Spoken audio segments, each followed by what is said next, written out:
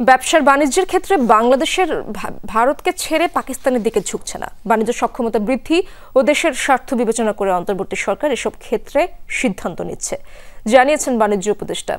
তিনি বললেন, বাংলাদেশ পাকিস্তান বাণিজ্য আরও বাড়াতে ট্রেড অ্যান্ড ইনভেস্টমেন্ট কমিশন গঠনে একমত হয়েছে দুই দেশ। চা রপ্তানিতে শুল্ক ছাড় সহ কিছু পণ্যে রপ্তানি বৃদ্ধির প্রস্তাব দেওয়া হয়েছে পাকিস্তানকে।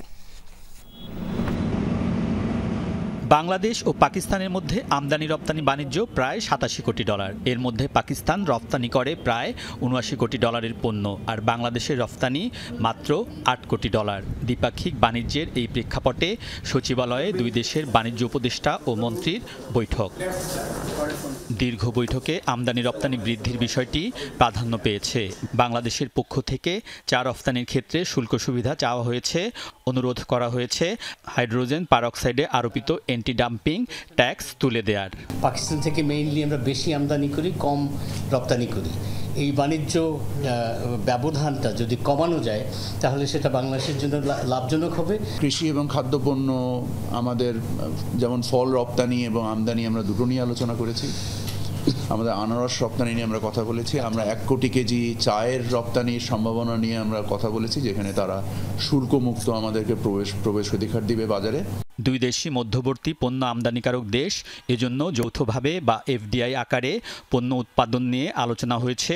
বৈঠকে একমত হয়েছে আগের জয়েন্ট ইকোনমিক কমিশন সক্রিয় এবং নতুন ট্রেড অ্যান্ড ইনভেস্টমেন্ট কমিশন গঠনের বিষয়ে। যেসব পণ্য আমরা প্রতিযোগিতামূলক মূল্যে আমরা আমাদের বৈদেশিক মুদ্রা সাশ্রয়ী করে আমরা আমদানি করতে পারি, সেই জিনিসটাই উপলব্ধি এবং আইডেন্টিফাই করার জন্য আমরা ট্রেড কমিশনটাকে চালু করতে যাচ্ছি। দীর্ঘদিন বাংলাদেশ পাকিস্তান সম্পর্কে টানাপোড়েন ছিল। গণ অভ্যুত্থানে শেখ হাসিনা সরকারের পতনের পর বাংলাদেশ কি পাকিস্তানের দিকে ঝুঁকছে, এমন প্রশ্নের জবাবে বাণিজ্য উপদেষ্টা বলেন, বাণিজ্য সক্ষমতা বৃদ্ধিতে কাজ করছে সরকার, কোনো দেশের দিকে ঝুঁকছে না।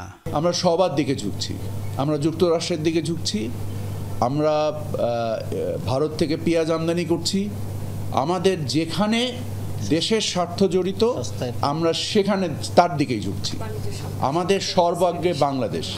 এখানে আপনাদের রাজনীতি যদি কোনো উদ্দেশ্য কারো থাকে সেই ব্যাপারে আমার কোনো বক্তব্য নেই।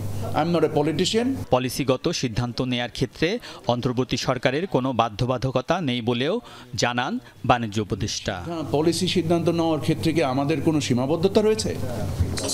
আলমগীর স্বপন, যমুনা নিউজ, ঢাকা।